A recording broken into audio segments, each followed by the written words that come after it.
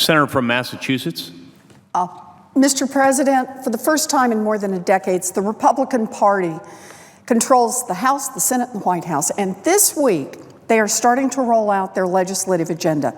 So now that they have complete control of the agenda, what do the Republicans have in store? Something to bump up wages for working families, or something to create more jobs, something to tackle the student debt crisis, maybe something to deal with all the jobs that get shipped overseas? Nope. One of the Republican Party's first orders of business is a giveaway to Exxon-Mobil that will help corrupt and repressive foreign regimes and make it easy to funnel money to terrorists around the world. Now, here's the problem. Big corporations like Exxon or other oil, gas, and mining companies often pay millions of dollars to foreign governments to access natural resources located in these countries.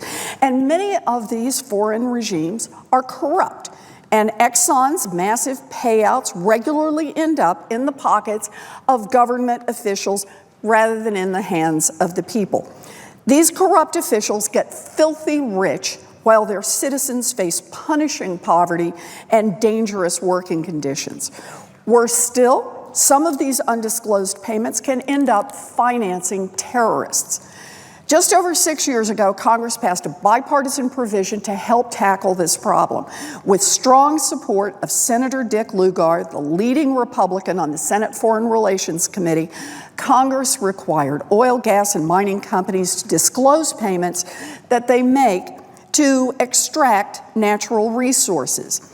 Republicans and Democrats agreed that shining a light on these payments would help combat corruption and terrorism around the globe and would help citizens in some of the very poorest nations in the world hold their own governments accountable. Disclosing these foreign payments also helps investors right here in the United States so that they can make more informed investment decisions. Some investors may want to stay away from companies that could face expensive lawsuits for violating the Foreign Corrupt Practices Act or other anti-corruption laws. Other investors, quite frankly, may just prefer not to invest in companies that could be helping prop up corrupt foreign governments or indirectly financing terrorism. So Congress directed the Securities and Exchange Commission to write up the rule, and the SEC spent years soliciting input from investors, from human rights advocates, from anti-corruption experts, and from oil, gas, and mining companies. The agency ultimately issued a ruling last year, and it worked. The rule gained the support of faith groups, of human rights groups, of development organizations, of anti-corruption advocates all around the world.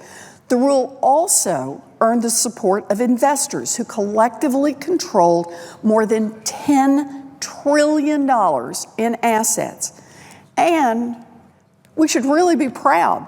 It set an international standard, with the European Union, Canada, and other countries adopting similar standards for companies in their own countries.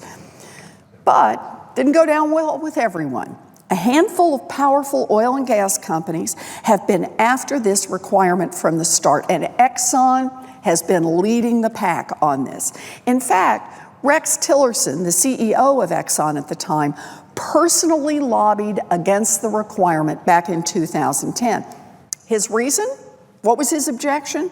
The foreign payments rule would undermine Exxon's ability to do business in Russia. Listen to that again. If Exxon has to tell the world about the millions of dollars it hands over to the Russian government, Exxon wouldn't be able to do as much business in Russia. So now the Republican Congress wants to rush out to help poor Exxon so they can keep the secret money flowing to these Russian officials. You know, this Exxon giveaway shows just how bankrupt the Republican agenda is. They don't have any ideas for helping working families. It's just one corporate giveaway after another, making their big business donors happy and keeping the campaign contributions flowing for the next election. but the economic lives of our working families, our moral leadership in the world, the safety of our financial system, and the water we drink and the air we breathe, all of those are just afterthoughts to the corporate wish list. If you are a corrupt foreign dictator, Republicans rolling back the rules is great for you. If you are an oil company executive, Republicans rolling back the rules is great for you. But if you are anyone else, you should be outraged that the Republican Congress is so willing to throw you under the bus to please these groups. I urge all of my colleagues to vote against this resolution. Thank you, Mr. President. I yield.